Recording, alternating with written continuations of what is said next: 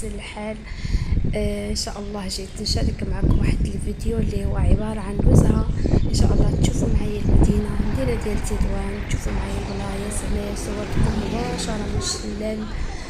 واحد البلاصة اللي هي معروفة هنا في الشلال.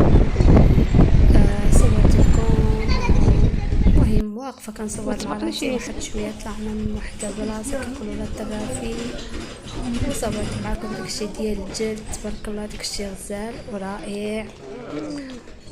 وانتم كتشوفوا الجو على الصباح صراحة اللي هو نقي، وفي نفس الوقت الهدوء، ما كاينش بزاف ديال الضجيج. هنايا صورت لكم هاد البلاصه هادي كيقولوا لها بالضبط بلاصه كبيره. جيت لهنايا وليداتي قالوا خصهم السويعات، جيت شريت لهم السويعات.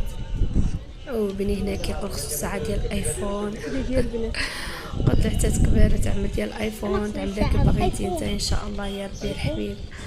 وصافي انا جيت معكم نصلى ولا بلاصه كيقولوا لها قصار. صراحة المنظر رائع، والجو مبرد، ما تقولش شهر 7. صراحة صباح واحد الجو رائع.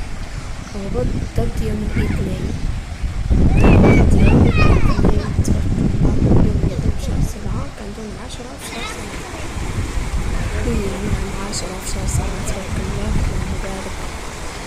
الهدوء والطبيعة، منظر غزال. تطوان عبارة عن مدينة سياحية ما شاء الله.